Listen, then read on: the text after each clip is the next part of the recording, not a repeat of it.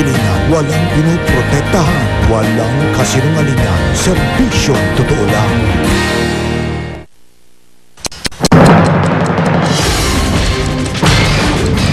Higit ng mga kumpanya ng bus na hindi sila nagtigil pasada kahapon. Hindi kinagat ng DOTC at LTFRB. Investigasyon sa mga sumali sa walang pasabing welga umano. Gumugulong na. Matapos ang big time na dagdag presyo sa diesel at gasolina, mga transport group humihirit ng 8.50 minimum fare sa jeep. Umano'y bodega ng paputok sa Angat, Bulacan. Natibag matapos sumabog. 1 patay, 8 sugatan. Manny Pacquiao, pinasuri ang sumasakit niyang tagiliran. Resulta ng check-up. Alamin! Antonio Margarito na nasa ospital din. Pinati na si Pacquiao. Tinawag pang best fighter in the world today ang pambansang kamao. Babae, sinakmal sa buka ng asong kasama sa K9 unit sa isang supermarket. Aktual na pagnanakaw ng martilyo gang sa isang mall. Nakunan! Sa biyaheng totoo, problema sa kahirapan ng Agusan del Norte. Pinalalala pa ng katiwalian sa koleksyon ng buwis. Sa South Korea, mga penguin nag-alas Santa Claus. Talent manager na si Wingard Tracy pumanaw na. Anak ni na Julian Santos at Ryan Agoncillo na si Baby Lucho makikita na ng malapitan. Alamin kung sino ang kamukha. At GMA Kapuso Foundation Annual Report at GMA Coffee Table Book wagi sa Philippine Quill Awards.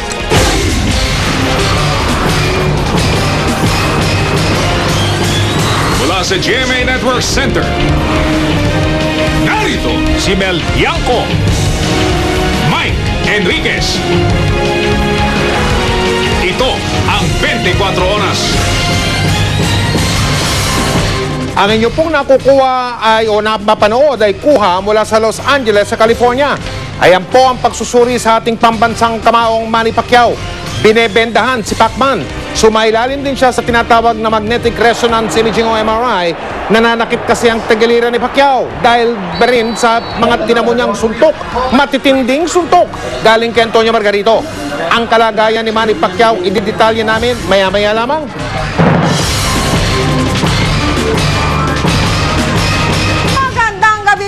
Hindi kinagat ng gobyerno ang paggigiit ng mga bus company na wala daw naganap na tigil pasada kahapon. Suspensyon o kanselasyon ng kanilang prangkisa ang kakaharapin ng mga mapapatunayang sumali sa welga ayon sa Department of Transportation and Communications. Mas bibigat pa raw ang parusa sa mga bus kung mag-i-strike 2 sila bukas sa pagpapatuloy ng pagpapatupad pa rin ng number coding. Nakatutok sila Alvis. Sa kabila ng pagkaperwisyo ng libo-libong pasahero sa umunoy walang abisong tigil pasada ng mga bus operator kahapon na tutol sa color coding, mariin ang paninindigan ng Integrated Metro Bus Operators Association. Wala raw naganap na strike. Ang naging problema pong number 1 ng ating mga operator, ang kanila pong mga driver na late po ng pagpasok o nga alam po ng iba ay may strike. Pero ayon sa gobyerno, hindi uubra ang anumang palusot umano ng mga operator. May I quote Shakespeare, "A rose by any other name will smell as sweet." No? So I think whether you call it a strike or not, the effect is there. And everybody felt the effect. Kaya naman pagtitiyak ng DOTC, if there is there's evidence that they refuse to serve the public, then there are corresponding penalties. suspensyon o kaya'y tuluyang kanselasyon ng prangkisa ang parusa sa mga mapapatunayang sumali sa walang pasabing strike. Gayunman, pag-itiyak ng DOTC, bibigyan pa rin ng pagkakataong magpaliwanag ang mga operator. We will have official reports by tomorrow. Sir, initially, how many operators are involved po? Based on reports in midday yesterday, around 100 operators. But I understand in the latter part of the day, there were some operators who fielded their buses. Bagamat aminado ang LTFRB na maaaring makaapekto sa serbisyo sa publiko sakaling suspindihin o kanselahin ang prangkisa ng lahat ng sumali sa strike, pwede pa rin naman daw magbigay ng mga bagong prangkisa ang pamahalaan kung kakailanganin. Ipinatawag ni Pangulong Noynoy Aquino sina DOTC Secretary Jose De Jesus, MMDA Chairman Francis Tolentino at LTFRB Chair Nelson Laluces sa Malacanang kanina.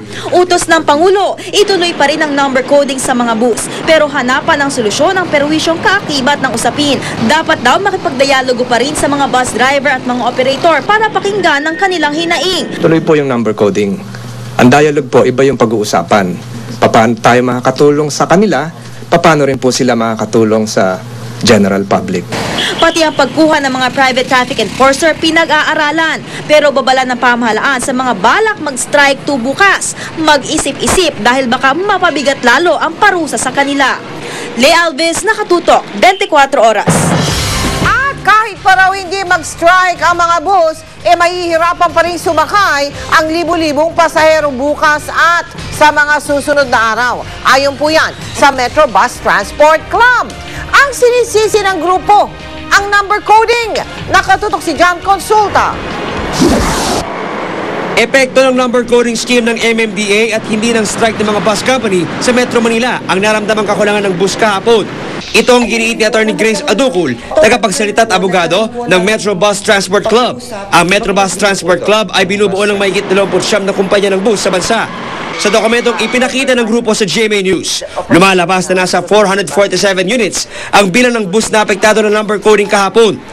366 daw tuwing Martes, 328 kada Miyerkules, 506 pag Huwebes, at 452 kapag Biyernes.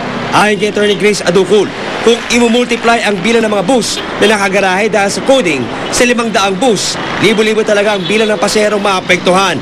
Kaya pagtitiyak ng grupo, ang perwisyo nangyari kahapon, itagaraw sa bato na mangyayari ulit sa pagpapatupad ng number coding sa mga bus. Hanggat nandyan po ang number coding na wala pa tayong eksaktong numero kung ilan ang tinatamaan bawat araw, ay magiging ganyan po araw-araw makikita natin. Dahil po mai-stranded po ang tao. Tuloy-tuloy naman na naging biyahe ng mga bus na member ng South Luzon Bus Operators Association na pumapasok sa Metro Manila simula kahapon hanggang ngayong araw. Sa halip na sumama sa anumang pagkilos, plano raw nila magsumite ng kanilang alternatibong bus reduction scheme sa MMDA, kapalit ng number coding scheme para mabawasan pa rin ng 20% ang bilang ng mga bus na bumabiyahe araw-araw sa Metro Manila. We would like to suggest na bigyan kami ng access card para kami ang makapamili kung ano yung bus ang papapasukin namin sa Metro Manila.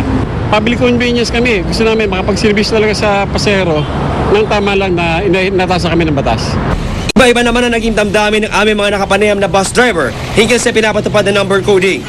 Pabor kami doon dahil medyo kikita kami. Bakit? Mapapawasan yung kalaban eh. Hindi kami pabor sa coding yung pag walang biyahe wala kami kita eh. Pero ang lahat ng aming mga nakausap na pasahero ng bus, iisa ang sinasabi. Yung pinaka main problem is traffic, so maganda din yung number coding. Ang daming sasakyan eh. Bus? Oo. Yung bus po? Mga bus. Mas maganda may coding. Bakit po? Para hindi masyadong matraffic. John Consulta, Nakatutok, 24 Oras. At bilang paghahanda sa posible na baka maulit yung perwisyong idinulot ng kakulangan ng mga bus na bumiyahe kahapon, may mga paghahanda na pong inilatag ang gobyerno. At ilan po dyan, pero sandali lang po, inuulit po namin, ayon po sa kanila, tuloy ang number coding bukas sa mga bus sa buong Kalakang, Maynila. Kaya maigpit po ang pagtutol pa rin ng mga kumpanya ng bus. Ayon dyan kay Chairman Francis Tolentino ng MMDA, kung sakasakaling walang masakyan bukas sa mga tao, muling magbibigay ng libreng sakay ang MMDA. Katuwang ang Hukbong Sandatahang Lakas ng Pilipinas, Philippine National Police at mga lokal na pamahalaan. Partikular daw na tututukan ng mga otoridad ang Commonwealth Avenue, ang EDSA at ang lugar ng Ortigas. Kung may katanungan kayo, pwede kayong tumawag sa hotline ng MMDA Metro Base. Nakikita nyo sa inyong mga telebisyon, 136.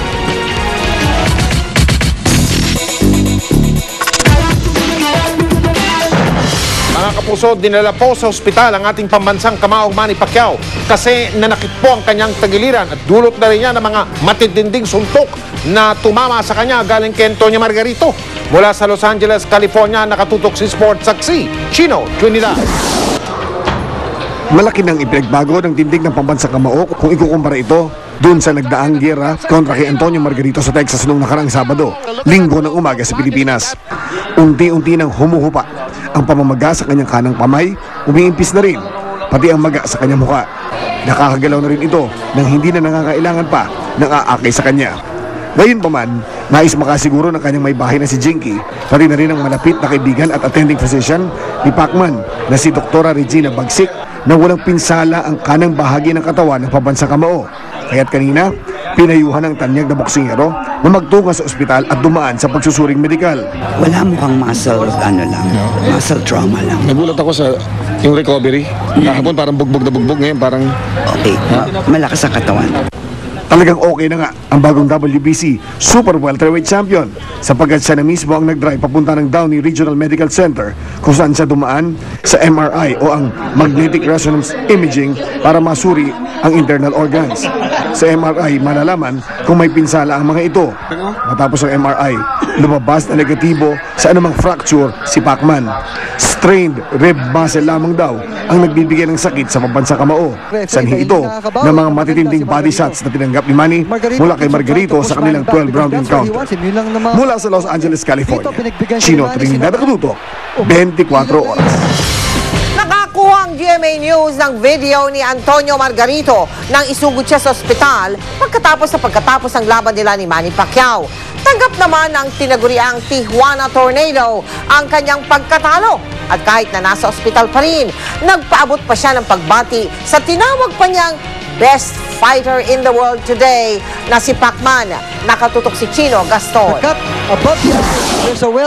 Ganito huling naaalala ng publiko ang tinaguriang Tijuana Tornado na si Antonio Margarito.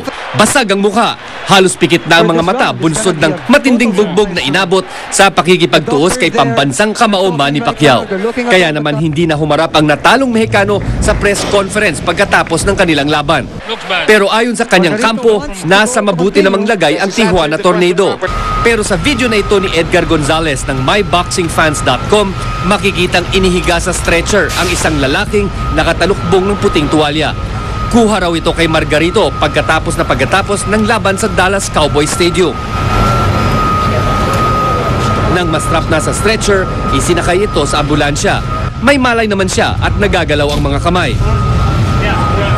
Naka-confine ngayon si Margarito sa isang ospital sa Texas para sa operasyon na nagka-fracture niyang eye socket.